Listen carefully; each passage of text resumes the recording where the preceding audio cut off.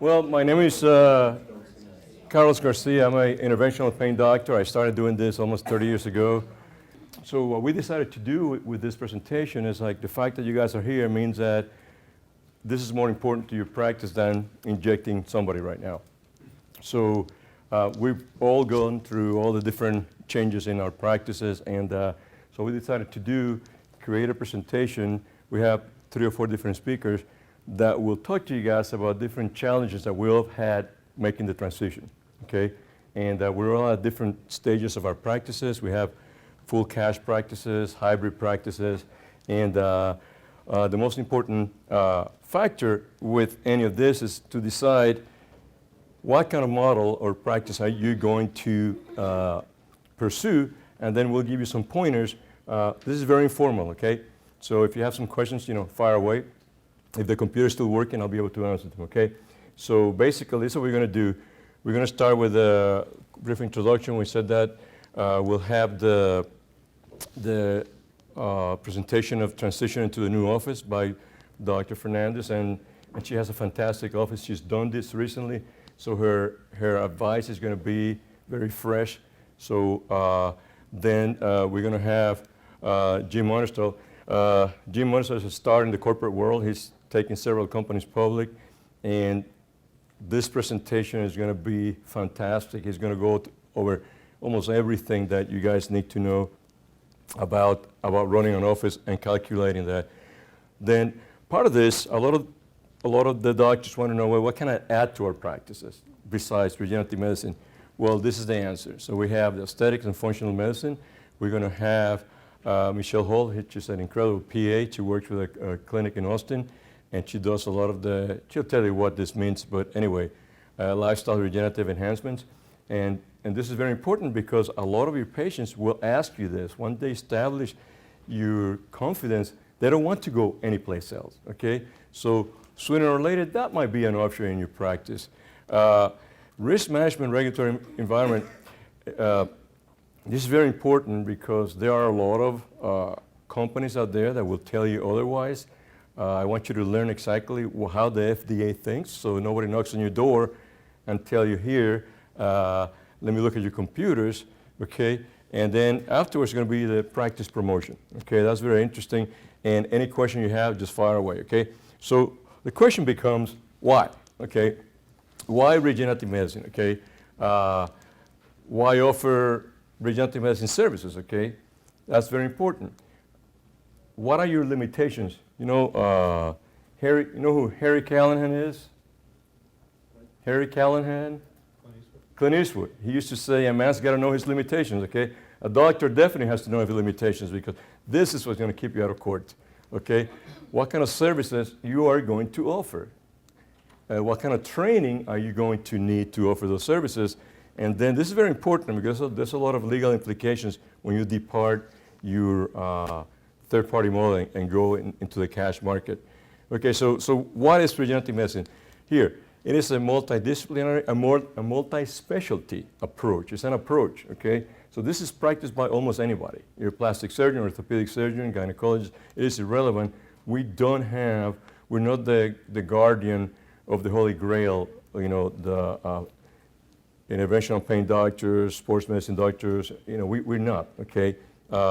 So why, and this is the most important part, why do you want to do this, okay?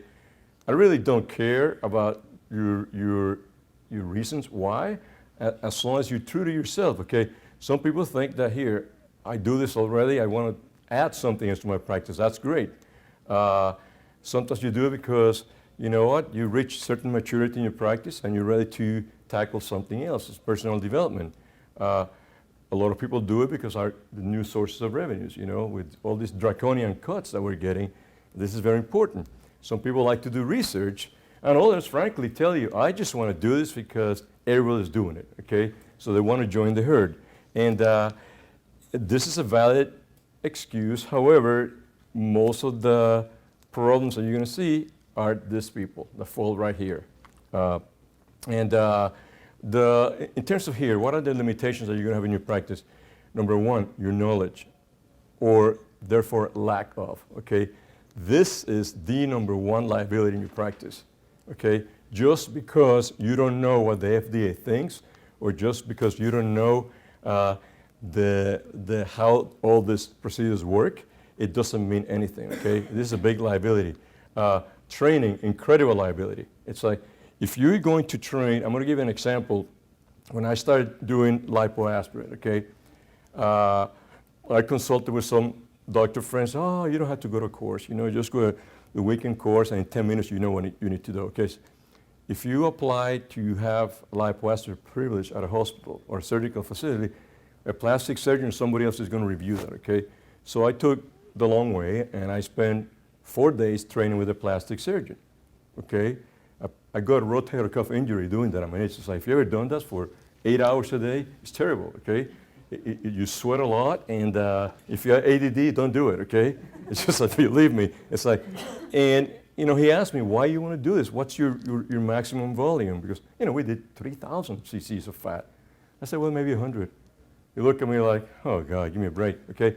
But I got 24 CMEs, and every facility that I'm on staff, I've been approved by plastic surgeons because they respect that, okay? So one of the things that's going to happen to you is that if you get in trouble and you go to court, just remember that the plaintiff will have a plastic surgeon that is going to question you 15 minutes with a cadaver as your criteria for being apt at doing a procedure. Because this is very important. Personnel, equipment, we'll talk about later on, space that you need. All those are considerations that you have to start thinking before. If you're going to move into an office, okay, then you'll be able to calculate this right away.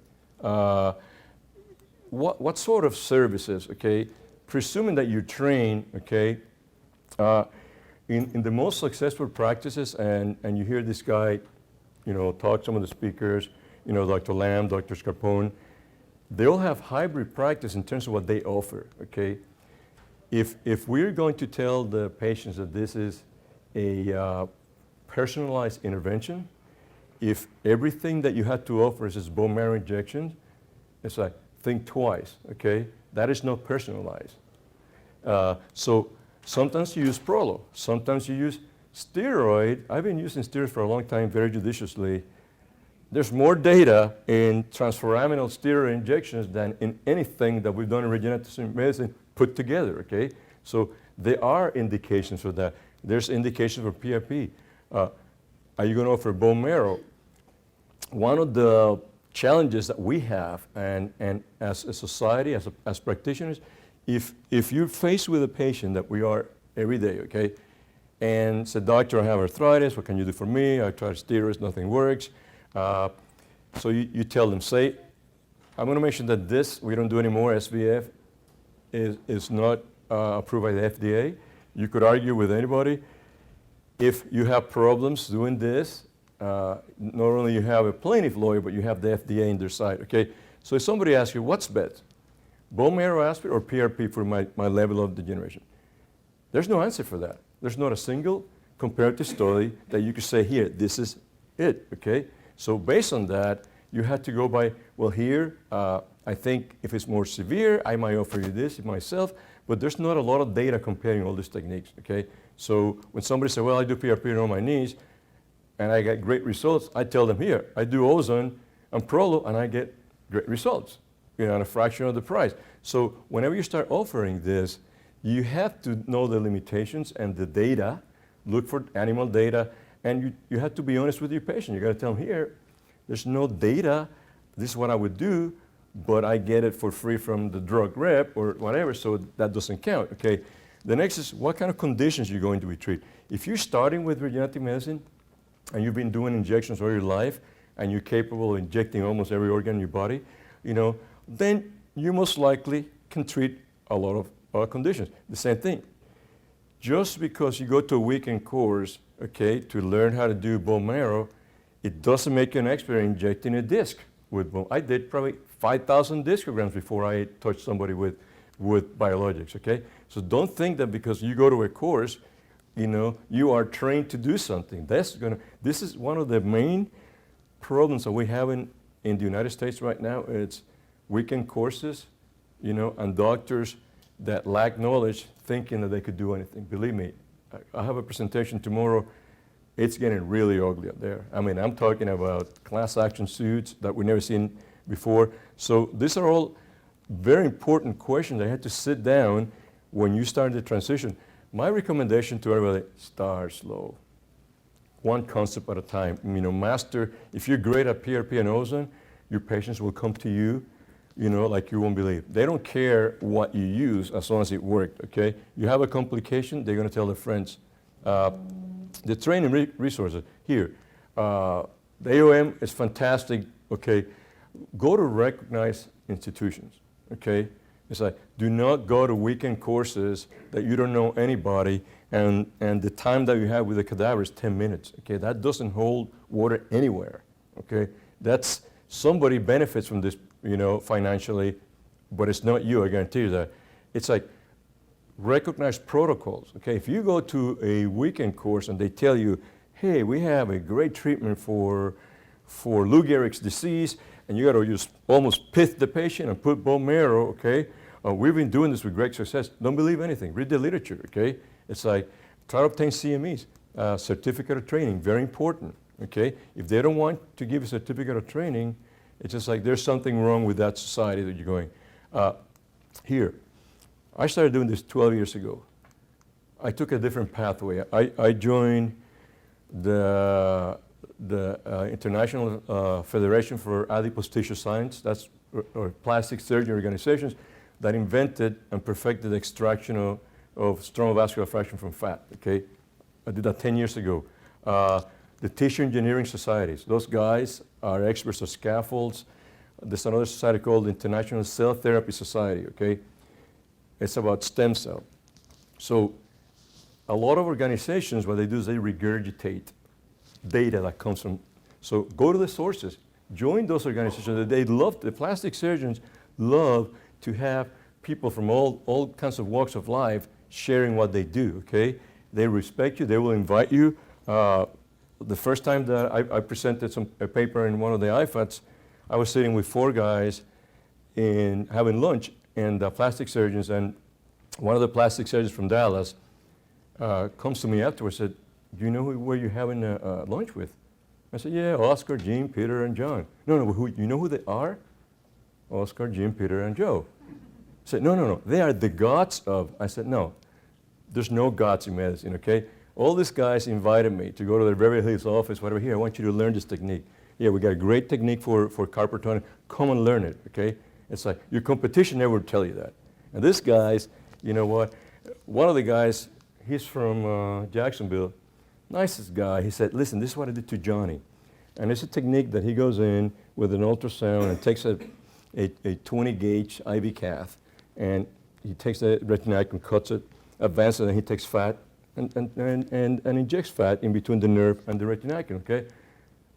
Extremely advanced. You have stem cells, you have all kinds of growth factors. I said, Johnny did fantastic. You want to see a picture of Johnny? I said, okay, let me see. So it's in the cockpit of the 737, it's John Travolta with him, okay? It's like, this guy has $27 million worth of art in his office, okay? $27 million of art. And I just met the guy. This is what happens when you join different society. You start getting it from all kinds of perspective. And guess what? Nobody talks to each other, okay? So if you think that we will present data in our presentations, but it's not where it's originating. You got to go to the source. So if you got to really be good at what you do, go to the source. Join all kinds of different societies. It will take you all over the world, and you start figuring out what they're doing, and now you'll get the respect of your peers because you know what they're talking about, okay? And know the leaders in the field. You might need them one day in court, okay? And if you know how they think, okay, and you follow exactly their advice, you're going to have an eye line on your side. And here, you can never stress this. You can never be overqualified. Believe me, I go to so many conferences, and that sometimes I look back and I'm like, wow, I should go back to work, you know, because it's addictive. It's like, but this is something to consider.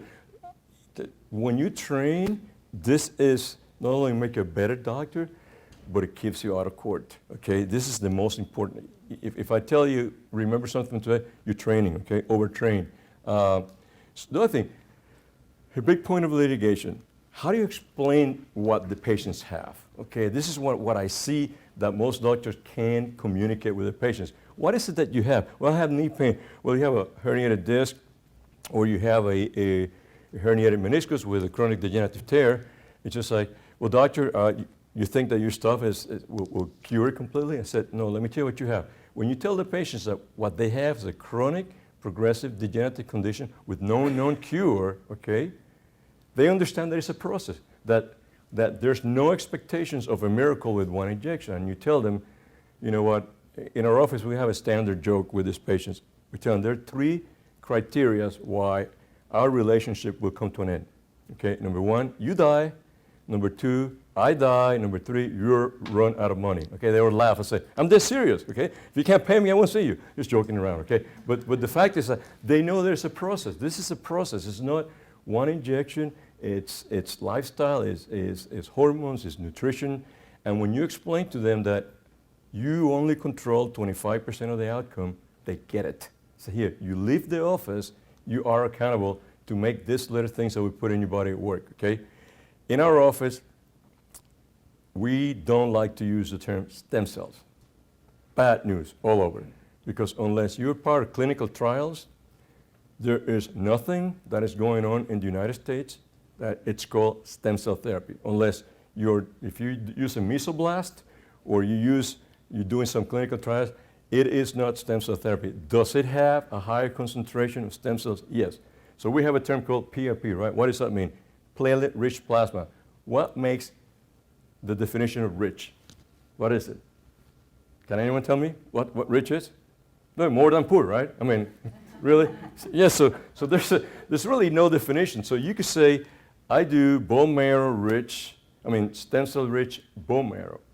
Well, you could buy that because you are not deceiving the patient. As long as they know that what you're injecting is bone marrow and not stem cells, you could put information about stem cells and it's okay. But when you go, there is a DrKnopfler out of UC Davis. He's a cell biologist with a very, very aggressive blog. And if you want to know if the FDA's got your website, go to his website. They're all there. Last time I checked, I am not, but a lot of my friends are, okay, about stem cell clinics, okay? So the FDA is not doing anything, but they have you in their crosshairs. They know everybody that advertises stem cells are in their crosshairs, just to let you know that. So if you say, well, Dr. Garcia didn't tell me anything during the conference, well, here, I'll let you know now. Use analogies, okay? Because the analogies, it's what makes them understand more than any of your doctors in your community. You know what? In our office, there's a famous gardener in Texas called Neil Sperry. So we call it the Neil Sperry approach. A garden. Some gardens need fertilizer. What are the fertilizers? PRP, IGF, okay? How many times you fertilize your lawn? I ask him. Well, it depends. Okay, it depends. You know, it depends on what? If it looks good, well, exactly. So start communicating in ways that they understand. There's some gardens that need topsoil and they're bare areas. You don't treat that with a fertilizer. You had to till, you had to add, and so here, to us, a fat graft is a scaffold. Cells, well, I tell them, I cannot grow cells, but we could inject something that has some cells, okay, that are like our seeds. And when we inject this, then we have to follow with something later on. Lasers, hormones, blueberries. It doesn't matter what it is, okay? It's just like, and then we watch the garden. And sometimes we have to come back, and sometimes we don't. If we hit a home run, absolutely great, but never guarantee one injection, ever, okay? Because this is a process. The second you start telling them this is one shot, the concept of a process disappears, okay? And then they go, well, doctor, I didn't get better. I say, well, what about your core exercises? Oh, I went to physical therapy for 2 weeks. I said, okay, start giving me, leg lifts. They do 1, 2, and they go in a seizure, they go, I say, okay, here, you fail, okay? So, and then results. Under no circumstance ever guarantee results, okay? And never tell them this is going to fix it. I say, here, we have something called the better technique. It's called biologic enhancements of tissue repair. I don't guarantee regeneration. I said, we're going to enhance the ability of your body to heal. That is all our intentions, okay? So what it means is you're trying to have a structure, do better. Whether it's creating more lubricants, whether it's growing cells, it doesn't matter, but it's a healing process what you sell the patient. That way, when they tell somebody, well, the doctor said that, well, he's just trying to heal me. That's very non-specific, and it's your goal for them to heal. And this is very important because there are websites that, and you'll see tomorrow, that even if you tell the patient that what you do is not FDA approved, that there's no evidence that it works, the fact that you are putting it in a website indicates that you're implying some degree of therapeutic efficiency, okay? Regardless of what you say, okay? So, but if you say here, all we're doing is enhancing the ability of the body to heal, we're trying to, that is not deceptive, you know what? This is a goal. Jim's going to talk about this, but this is very important. You have to have an idea of what is that's going to cost you to do this, okay? It's just like, you know, the personnel, you need somebody else to do this. You know what other costs are associated with this? Are you going to promote this? And then this part here, very important, because when you look at newspapers, everybody says, well, gee, this patient got charged $20,000 and the procedure didn't work. That's all they see, $20,000, okay? And this is usually a physician, or not a physician, but it's associated with a physician that went to a weekend course and is having 10 seminars in 10 weeks in the area advertising stem cells, okay? And they put half a cc or something, and there goes $10,000, okay? So that is not responsible pricing. And this is one of our biggest enemies, okay? And then here, this is very important, because the insurance company will use this against you all the time. When you start transition, like we had the last 6 months, you call different insurance company before you start dropping them. The way you do this, there's several ways to do this, but one of the ways is to look at your profits. Okay, what's coming from where? Okay, who is your worst payer and to what degree, and start there, one by one. You will see a drop in income. Okay, it has to happen, but don't worry about it. Okay, it'll come back up, and then call their insurance companies and ask them, you know, here, I am going to quit seeing them. Send us a copy of the requirements or whatever. Get it from them, okay? Don't depend on somebody answering the phone. Oh, yeah, go ahead, just because they're always the fine print, and believe me, it could be severe. They control how much you could charge their patients, and there's a grace period, so you have to verify, okay? Don't take the word. You want to see it in writing, okay? In writing. Here, Medicare. If you don't opt out, okay, you cannot charge the patient more than their usual procedure, regardless of whether you take Medicare or not. You have to opt out, and there's specific requirements, okay? Don't abandon the patient. You know, we see some patients for free that we've done procedures that we no longer take their, and I tell them, listen, you know, we're doing this. However, you have to find somebody else. You know, we rarely use narcotics in our practice, so I don't have a problem with narcotics. And you know, make sure they get it. You know, put a big sign, advertise here, we're going to be closing our practice to this insurance. Let them know, and especially you referring doctors, they need to know that you're not going to be seeing them, okay? Because they're still going to refer your patients, whether it's insured patients or not.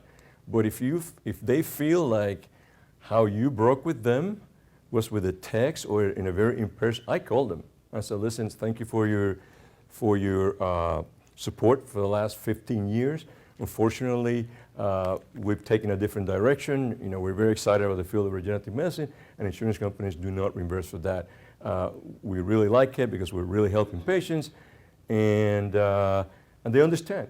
If you send them a text or an email, it's very impersonal. You know, those guys have helped you immensely, and just, you know, it's a good sign that you know that they're still going to get stuck with the bad third-party experience, and that you recognize that. And you tell them, if you have somebody that needs this, set aside a sludge fund for freebies. That will pay itself over and over more than anything you can do, okay? I treated a chiropractor mother for free, and I've probably gotten $70,000 worth of referrals in less than a year, okay? I treated the chiropractors for free with self, and it was even better, okay? So you know, sometimes your office manager would say, why are you doing that? You're losing money. They don't see the long-term picture, okay? That is very important. You know, volunteer to treat somebody from church for free, okay? So just because it's the right thing to do, and you could also develop great public relationships doing that. And, you know, also here, to prepare for the transition. You know, your intentions can be great, but the fact is that, you know, you'll get curves in lives and sliders, and you have to prepare for that. Not everything is going to be great, okay? So instead of taking it 8 or 9 months, it'll take you a year and a half. It's okay. Don't panic. You know what? It's just like if you're doing something you like, the financial aspect will take care of itself. Have realistic expectations. You know, my son is 29 years old, and he was telling me that he read a story about different levels of happiness in European countries. And apparently in Finland, people are the happiest. Well, that's what he told me, okay, or the article, because they have realistic expectations in life, okay? So it's the same thing. And this, hey, be flexible, okay? You know, and the last part is this. Listen to the patients, okay? I don't open MRIs. I close the medical record, and they ask, are you going to look at the MRI? I said, no, the MRI doesn't tell me anything about you. Get the story, because you may be dealing with a patient that, like we do in North Texas, that showed up with dirty overalls, with a beat-up car, and you say, oh my God, how can this guy afford what I'm going to do? And they sweet-talk you, and if you don't know that they own 300 acres with 40 oil wells, because you don't take the time to discover their story, it's just like you lose a lot of money, because I'm a sucker for a good story, okay? So my office manager just said, here, don't ever mention anything. So I don't, because I will treat everybody for free. Before you leave that slide, are you suggesting that to get into regenerative medicine, you have to opt out of Medicare? No. But if you're going to do a procedure here, it is Medicare writes the rules, okay? We used to tag along. Bill Medicare, of course. No. You get a waiver from the patient. Yes, but even with a waiver, okay, and this is, I just learned this recently, okay? Even with we've been doing waivers, okay, and now I'm opting out, because the you're talking about the ABN, okay? See, if what you're charging the patient for that ABN is not customary and reasonable, they could come after you. It doesn't give you the right to charge $15,000 for a PRP, okay, for the supplies. Well, now you're talking about a different issue than, I thought you were suggesting that to get into regenerative medicine, you had to opt out. No. I'm saying that if you're going to treat Medicare patients, okay, you have to opt out, because they can still control what you charge. They could come after you for unreasonable pricing. Believe me, at least in Texas, that happens, okay? Yeah. The question where I'm confused is, let's say you have a Medicare patient, you're performing procedures and using supplies that are not covered by Yes, Medicare. yes. And therefore, they can't determine what the pricing structure Yes, they will be. can. Oh, yes, they can. Oh, believe me, they can. They do have tracking codes, but I don't know. The thing is this, it's better to treat them cash than to do that, okay? We used to do it that way, okay? We used to say, here, PRP is going to cost you X, $300-$400, okay? Now we don't do that. So we tell them, absolutely, this is not covered, okay? And we charge X amount for this procedure, all right? Period. It's like, there are laws, and believe me, I didn't know this till recently, okay? You cannot charge a patient $20,000, okay, for a knee injection with biologics, a Medicare patient, unless you opt out, okay? The OIG looks at that. That is not reasonable. Okay, if you charge $1,000, they might say, okay, well, yeah, I spent 2 hours doing this, blah, blah. Yeah, you have to be very, very careful. There are laws protecting them. Just because you decide that you're not going to accept Medicare assignments, it doesn't mean you could charge whatever. Check that out. Believe me, I was very surprised, because I thought that, hey, as long as I design an ABM, I'm free and square. No, you're not. Well, an ABN, as long as it's a procedure that is not covered by Medicare. Well, the ABN, If it's covered by Medicare and they signed an ABN, it doesn't mean anything. yeah, but the ABN that we sign is for supplies, okay? Are you saying you charge the supplies? No, we don't do this anymore. But what we used to do is like we'll have them sign ABN because they don't cover for the PRP, but they cover for an injection. But the reality is that Medicare does not cover for anything but steroids or viscous supplementation. So we don't do this anymore. Okay. Yeah, they're pulling those Yeah. down. They're gonna. Absolutely. Just because there is a code, it doesn't mean that you could use it. So I'm just telling you how to be in the safe side, okay? I have friends that do it any other way. I'm just telling you, it's not foolproof. So if you're going to treat Medicare, don't do it. If you're going to do it, just go ahead and opt out, okay? That's, now, and this is just a picture of our office. We don't have anything super fancy, but we moved here. We had like 2 months to find an office when I broke up with my old group, and the holding area here is way too big. We have 4 rooms that are very large. This is a nursing station that is converted into our lunch room. There's a refrigerator on the other side. This is one of our, here we do the PRP extractions. This reclines when they pass out. Believe me, and they will pass out. I live in a big college town, and you take care of these football players and forget about it. It's just like, it's a disaster. This is our office. My wife said, don't even take a picture of the inside of the office. That's the reason. We have dogs in our office that come, to work every day. And, but anyway, so it says here, this is not our entrance. The bathroom is right to the left. Every single day, 2 or 3 people just open it up. I mean, you will be shot in the spot, and they still do it. So and this is something about snipers there, but anyway, this is our procedure room, and I've had all kinds of procedures run through my life. I love this one. You can never have too much or a large procedure room.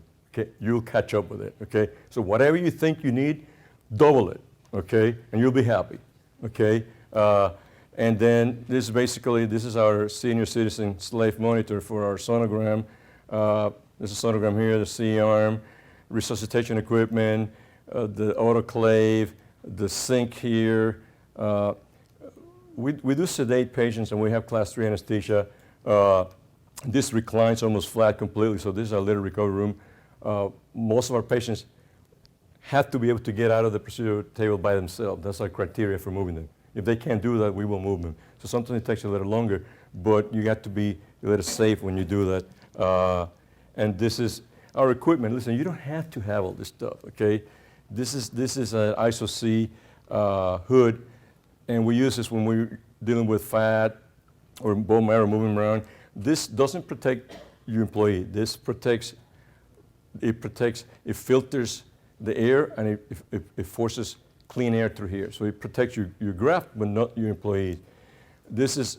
We have 8,000 centrifuges. I mean, I don't pay for any of them. Well, actually, for this one I did pay. This is another company. They'll give you the centrifuge, okay? It's like you don't have to ask for anything. This is another PRP machine who makes Angel Kit, okay? This is a regular CBC machine. I like to test all my PRPs.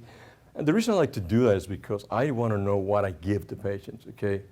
Am I concentrating well? If you're going to give somebody, nobody goes to the emergency room with a PAT, and I'm going to give you a little adenosine and see what happens. How much you give? A little bit, a whiff. What? So here, why do we lower our standards? Because here, do you have to have this? No. Is it good to have it? Absolutely. If you want to do research, you want to know, and the patients want to know here. It's like, and this is called a tally. Tally, it measures, it does cell count, viability, apoptosis, and has a microscope there. And I use it when I want to check bone marrow or SVF cells. And if you decide to manufacture your own PRP, which you're going to be tempted, okay? Know 2 things, okay? You are manufacturing a device, okay? And if you have an infection and you don't have one of this is a Charles River endotoxin tester, which means that if you want to see if the little compounds or conicals that you used that were sterilized are actually sterile and it's not growing a bacteria, you're not going to know until you test that. You take part of the blood, you put a little drop here, it costs you $30 to do this, okay?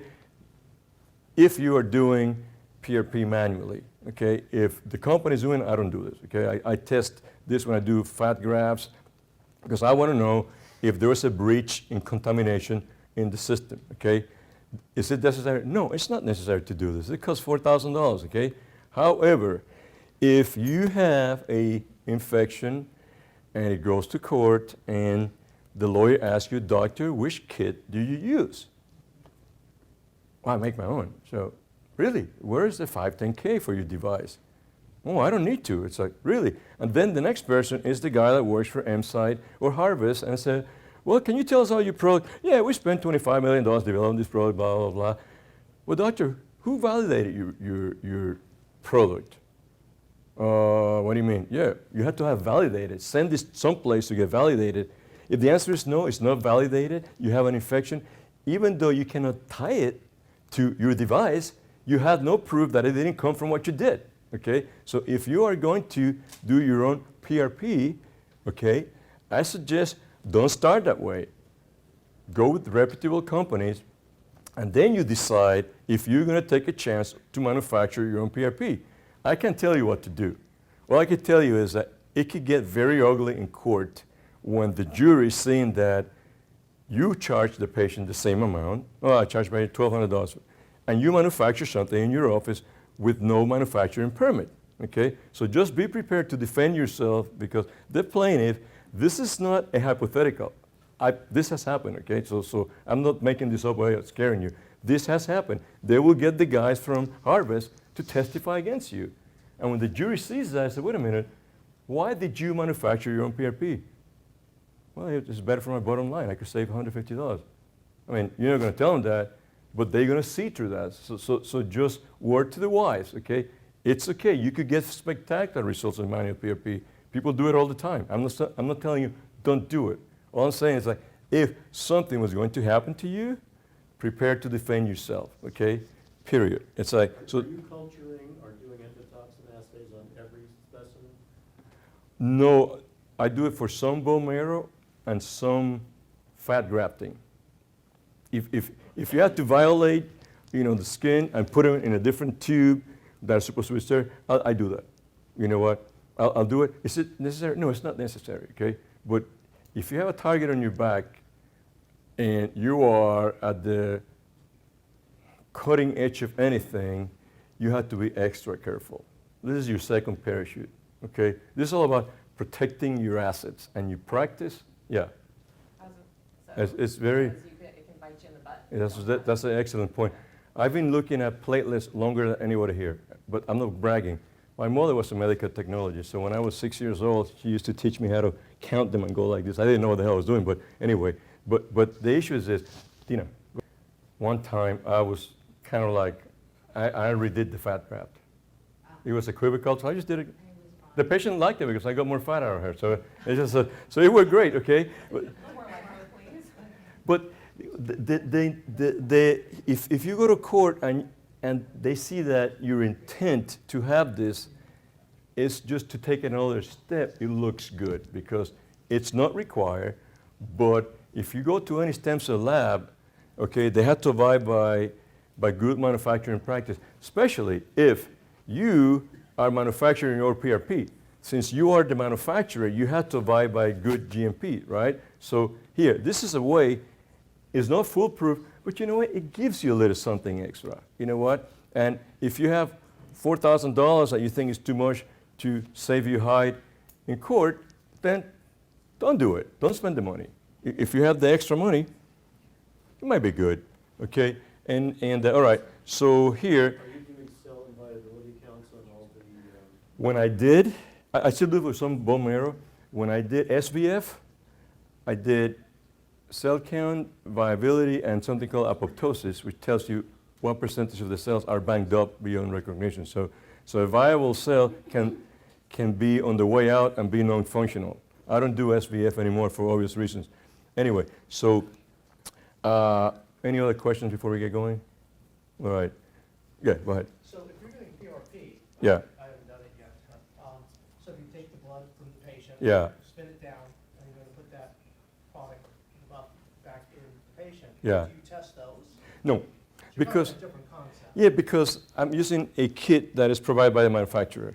And sterility is usually not guaranteed, but they're sterile products, okay?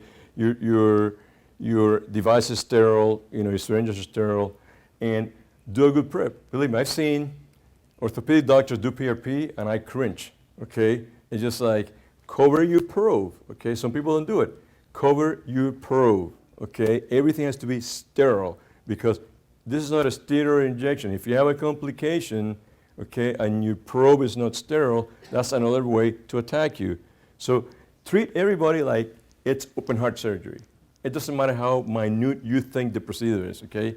It's just like follow sterility all the way from A to Z. Create a little protocol. Here, I'm required to do this. Handwrite it. It doesn't matter. Nobody cares if your SOPs are handwritten or not. They don't have to be typed. But just make something that your office could follow, okay? It's just like, and you'll be fine. You know what? Do you have to measure the cells? No, you don't have to. I do it because I want to know what I'm giving. But if you're starting, you don't have to. Keep it. The main thing you have to do when you have this, when you start doing regenerative medicine, have an indication. That's it. Make sure that you have an indication to what you're going to do. If you don't have an indication, it doesn't matter how great your equipment is, okay? It's not going to fly. Here, let's start with this. Okay, so the FDA has three main ways to regulate what we do. Okay, one is with the IND. Anyone knows what IND is? Investigational New Drug Permit. Okay, so anyone that comes with, and the other equivalent is the device. So you have a new drug to cure cancer, whatever, you have to go through the $1 billion that's going to cost you to get this approved. Okay, the other regulation is a biologic regulation, and the CGMP. That's when you start manufacturing. So you have to abide by the regulations that control the manufacturing process, okay? When you get a warning letter, they'll get you with that all the time. That's what's happened with companies that make amniotic tissue graft.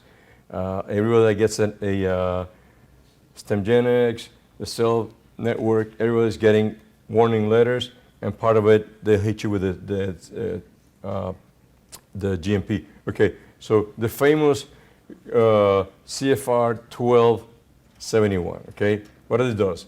Provides regulation of cells, tissue, cell tissue-based product, okay? It became effective 2001, and they call it guidance document. I know that the interpretation of guidelines from our side, we think is very loose. From their side, it's ironclad, okay? I've talked to lawyers, Mitch First, the defendant Centeno, spent millions of dollars, and it's very clear their position, okay?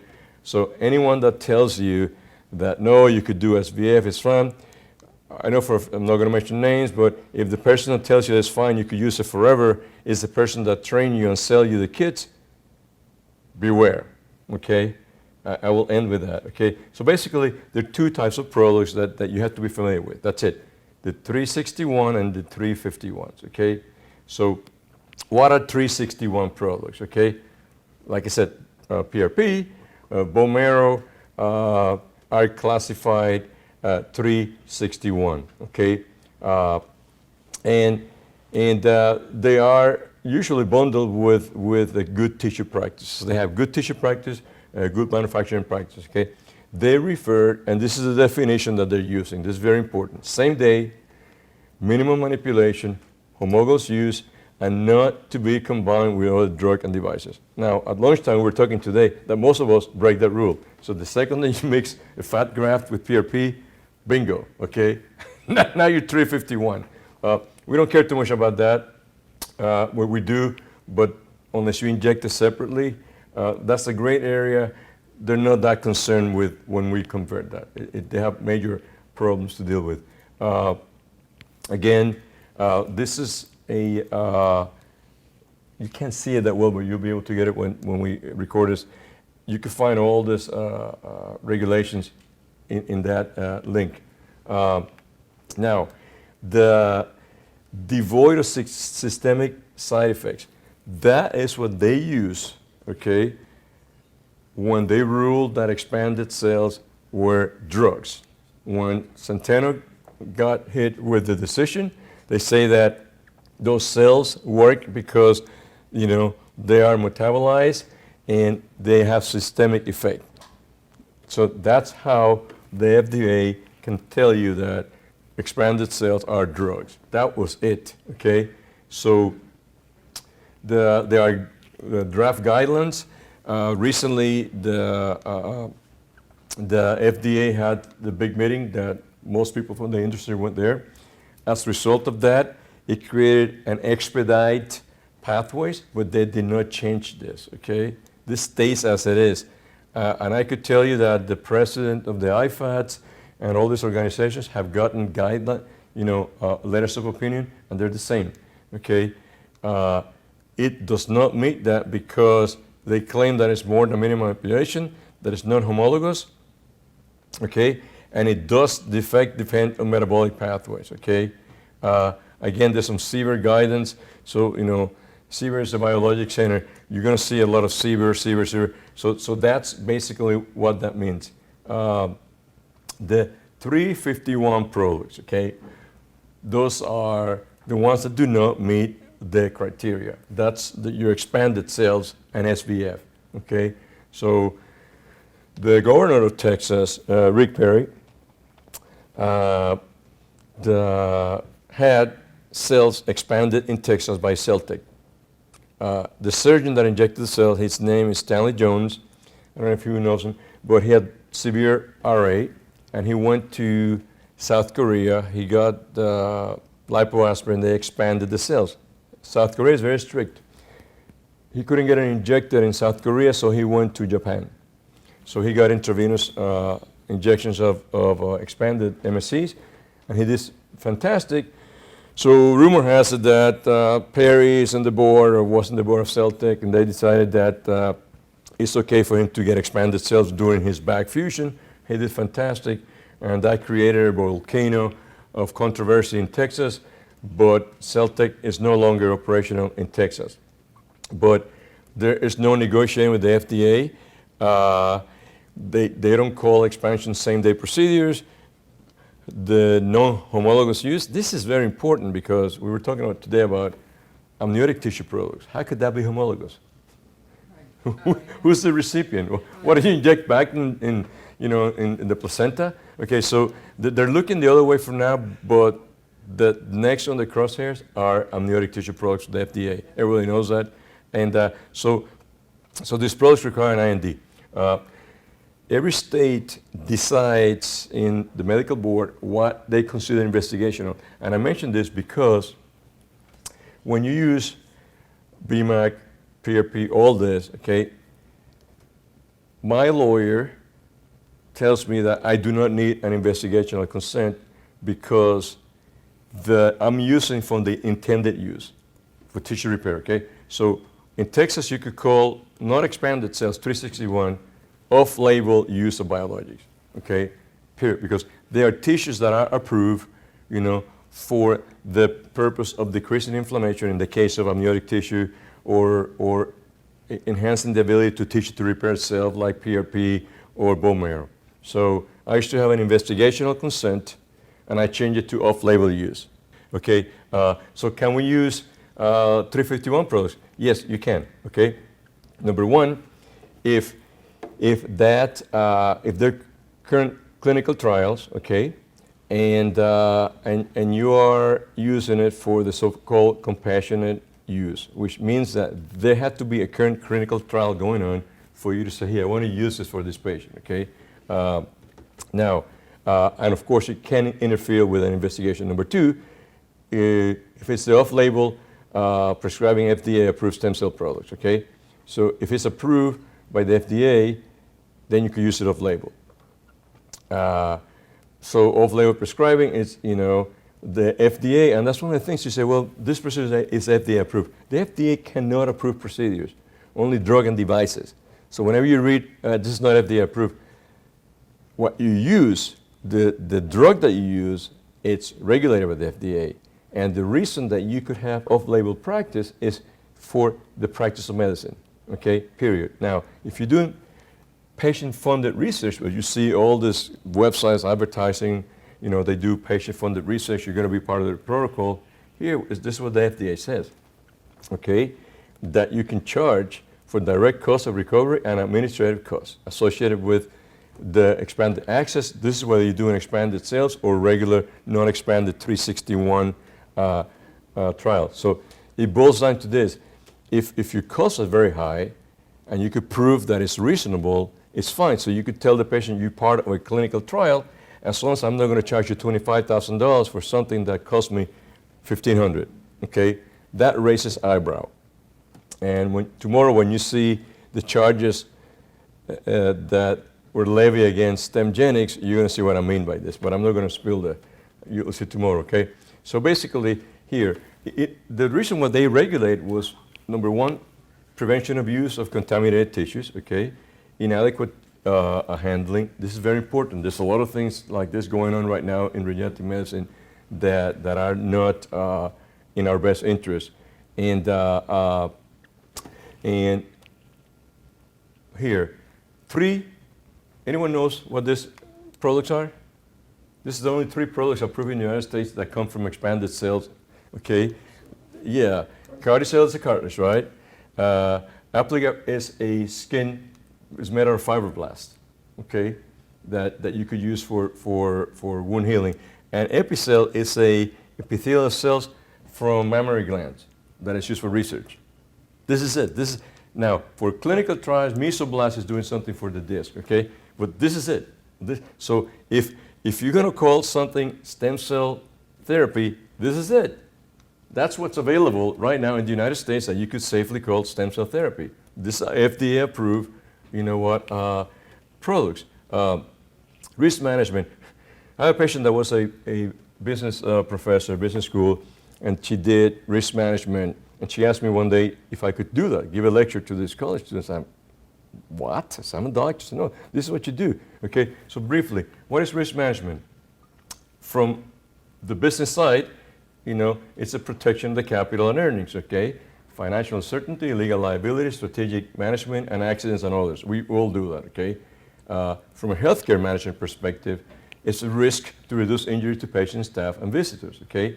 But here, so anyone here has been in the military before? You know what OODA loop is? It's the way to manage risk. And the OODA loop they use it in the military when you engage in combat, continuously you have to assess action, reaction, okay? I was in the Air Force. I do a lot of tactical training, so all my Marine instructors, we have OODA loops. Well, that came from the Air Force. This colonel was a pilot, and that's how they teach pilots. You had constantly assess, okay? So whenever you are, so this OODA loop stands for observe, orient, decide, and act, okay? This is what we do in our practice, okay? Every patient that enters into your clinic, you put them in a loop until you discharge them. Everything you do, you had to, so whatever is in your practice, you have to identify the risk, okay? Prioritize. What kind of risk management you're going to start first, okay? You're going to design your strategy, you're going to execute, then you monitor, and the whole loop starts again, okay? Now, I'm going to give you examples of the main risk factors that we have right now in regenerative medicine that are very unique.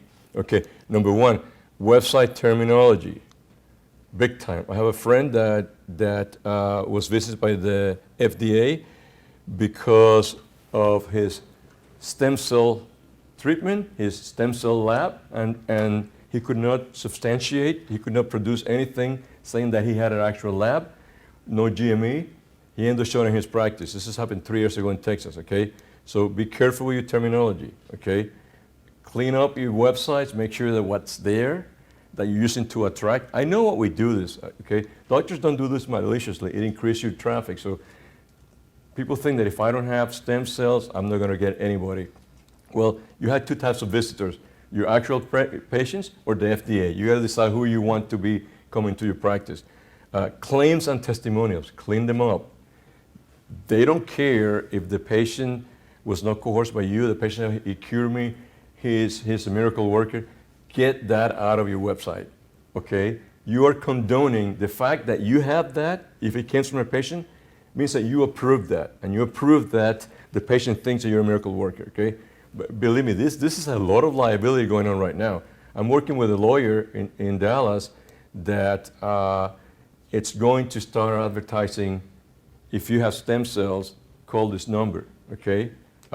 This is conditions treated, claims and testimony, research.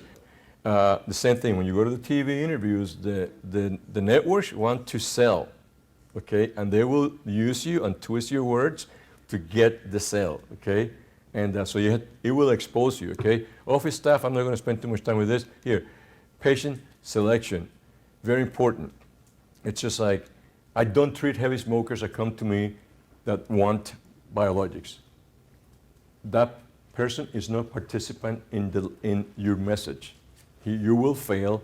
If they come back 3 months afterwards and quit smoking, you want to treat them. This is a liability. How you explain the condition, we talked about it before, okay? The explanation of the treatment, what is it that you want to do? You can't tell them you're going to put a new disc in the spine. That's not what you're going to do, okay? It's just like, talk to them about the evidence. This is very important.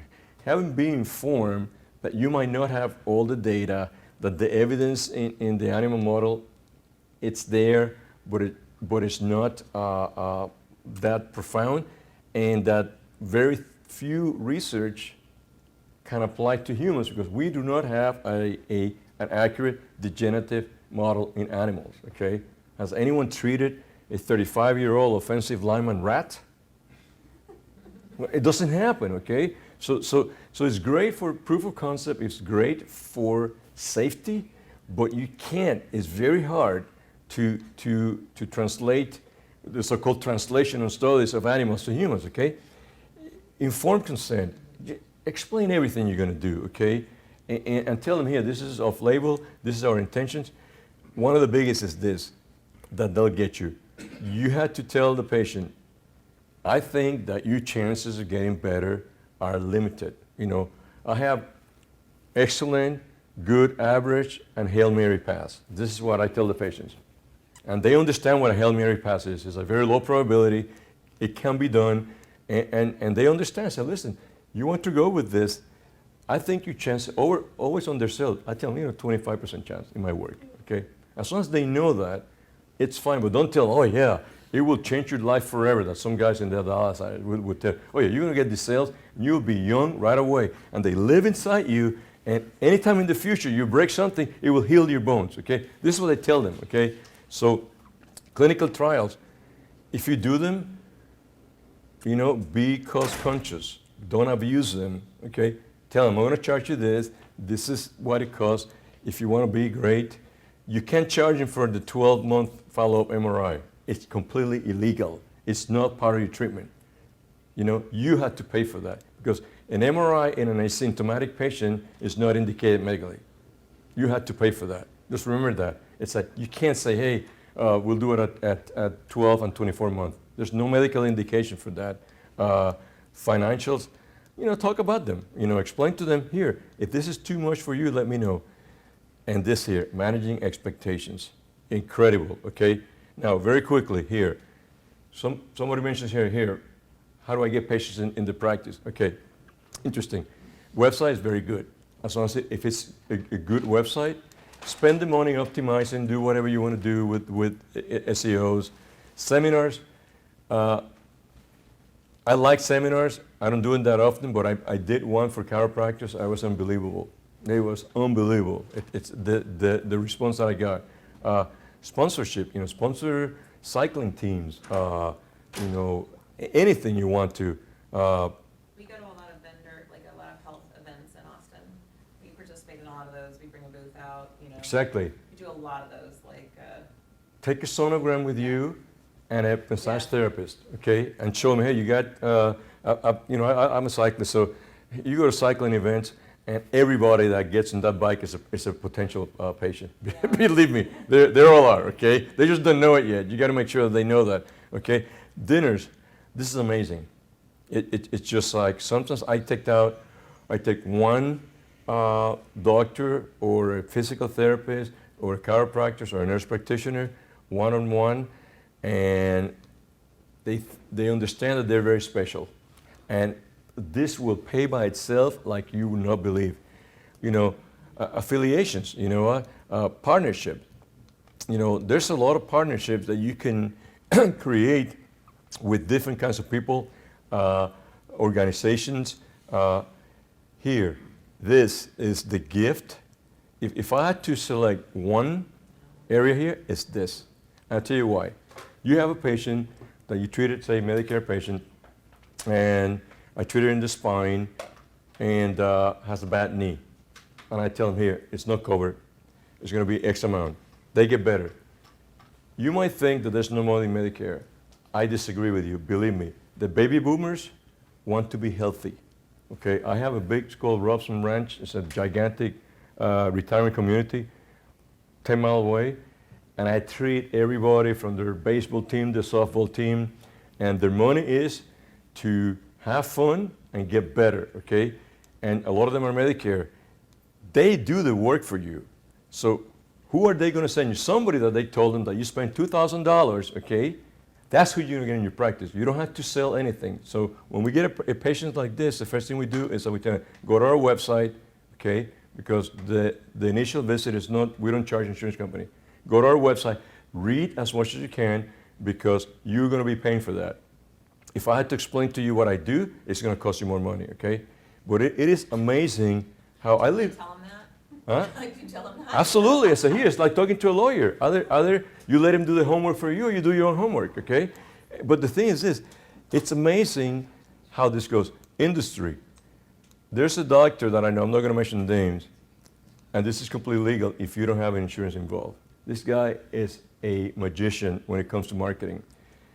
So what he does is every new patient, you could do this, I'm probably going to be doing it. So because it's great, okay? It's a combination of regenerative medicine and Amway, okay? Oh, God. So you become his patient, okay, and you get your number.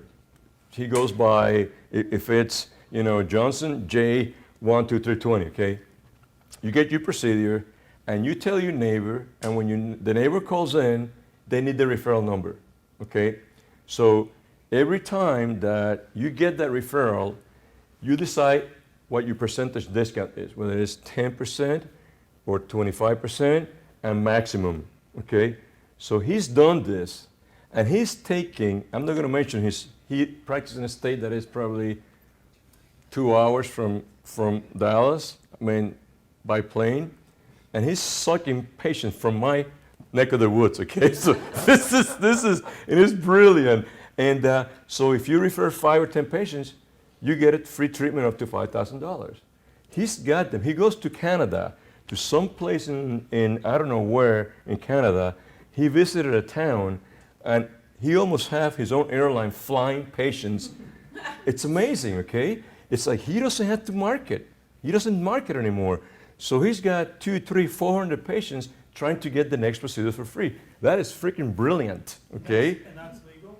Yeah, because Incentivizing patients, it's kind of like a referral fee. though. Yeah. no, it's not. It's a discount, but there's no insurance involved. There's no stack violation. Insurance involved. It's a promotional expense because there's no start. There's no insurance or Medicare, period. You can do that. You could do promotion anytime you want to. The only problem is tracking that, though. What? We were tracking, like, so-and-so referred you. Oh, it's simple. When they call in, get a referral number. It's very simple and it's fantastic, okay? And it's like, it's all upfront. Yeah, it's one of the most brilliant marketing tools I've ever seen. And he doesn't do any advertisement. And, you know, as I talked to him, he's a friend of mine, I said, here, quit doing this in Dallas, okay? That's my side of the, you know, I'm sheriff there. But anyway, I just leave you with this because, you know, those are simple things that you don't have to deceive anybody with your message, okay? And again, you know, I wanted to put this here because this is my message to you. Okay, here, I have one of my best friends, he never finished high school. He went through life going around and he became a wine broker. And there are 2 wine brokers in the United States that deal with fine burgundies, and he's one of them. All his clients are ultra high net worth, okay? And I was asking him this question here, okay? This is the most expensive wine sold, I think, last year in the United States, okay? What's that, like $19,000? Now, the most expensive Scotch trumps this. It's Macallan 64, $450,000, okay? So anyway, so this is my take on stem cells, and I was telling somebody here. You have the expensive wine, and you add cheap Kendall Jackson. You throw in 7-Up, Cointreau, Don Q White, okay, sugar, apples, okay, and oranges, and you have what? Sangria. Sangria does not equal 1985 Richard Grand Cru, okay? Yeah, there's some of this here, but it is not equal, okay? So whenever you talk to patients, I usually tell them what I do is biologic gumbo, okay? Because it's not lobster soup, okay? It has some lobster, it tastes really good, it fills you up, and you're gonna love it, but it's not lobster soup, okay? It's gumbo. As long as they know that there are stem cells, and they go, wow, I'm getting stem cells, you tell them, no, you're getting a solution with stem cells, okay? It's like, be honest with them, and if you downplay them, they'll market for you. They'll tell people, oh, you're the stem cells. And they show up in your office wanting stem cells, then you correct them. And you tell them, here, this is the deal. It's just like, I didn't say that, but thank you very much. This is what we're going to do for you. We're very special, and we appreciate you coming to see us. And anyway, thank you very much. And I hope you guys got some valuable information from this symposium today.